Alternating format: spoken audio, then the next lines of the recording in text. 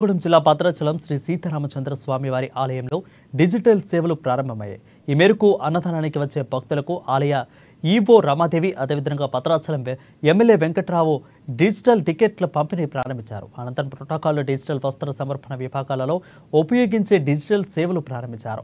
దక్షిణ అయోధ్యగా పేరుగాంచిన భద్రాచలం సీతారామచంద్ర స్వామి వారి ఆలయాన్ని దర్శించుకోవడానికి నిత్యం అనేక మంది భక్తులు దేశ నలుమూల నుంచి వస్తుంటారు.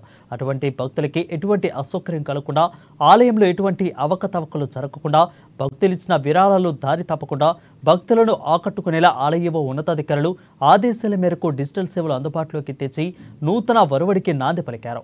ఇదిలా ఉండగా ఇటీవల ఆలయ అభివృద్ధి కోసం విరాళాలు అందజేసిన భక్తులకు సన్మానం చేస్తూ ఆలయ ఈవో రమాదేవి ప్రత్యేకతను చాటుకుంటున్నారు. ముకోటి ఏకాదశి దాదాపుగా 21 రోజు జరుపుకుంటాం మనం. వీటన్నిటికి కూడా ఏర్పాట్లు బ్రహ్మాండంగా మన ప్రభుత్వం తరఫు నుంచి కూడా మనకు సహకరిస్తూ ఉన్నారు. దానికి అన్నిటినీ కూడా మనం ఏర్పాట్లు చేస్తూ ఉన్నాము. ఇప్పుడు రాబోయే రోజుల్లో ముకోటి కూడా రాబోతుంది. అలాగే ప్రతినిత్యం వచ్చేటువంటి భక్తులకు ముఖ్యంగా మంచినీటి సౌకర్యం కోసం భద్రాద్రి జలప్రసాదాన్ని మనం ఇవ్వడం జరుగుతున్నది.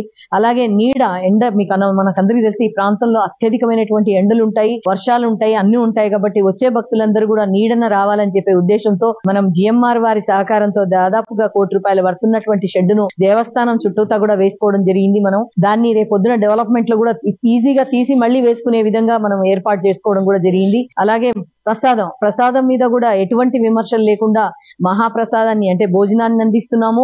ఎంతమంది భక్తులు వచ్చినా ఈ రోజుకి నార్మల్ గా మనం కెపాసిటీ మనకు ఉన్నటువంటి ఏదైతే అన్నదాన సత్రం ఉందో అందులో 250 నుంచి 300 మంది మాత్రమే పడతారు. అయినప్పటికీ కూడా మనం అంటే ఒక్కొక్క ట్రిప్ కు మనం ఒక 300 మంది చొప్పున దాదాపుగా 1200-1600 మందికి కూడా మనం పెడుతున్నాం.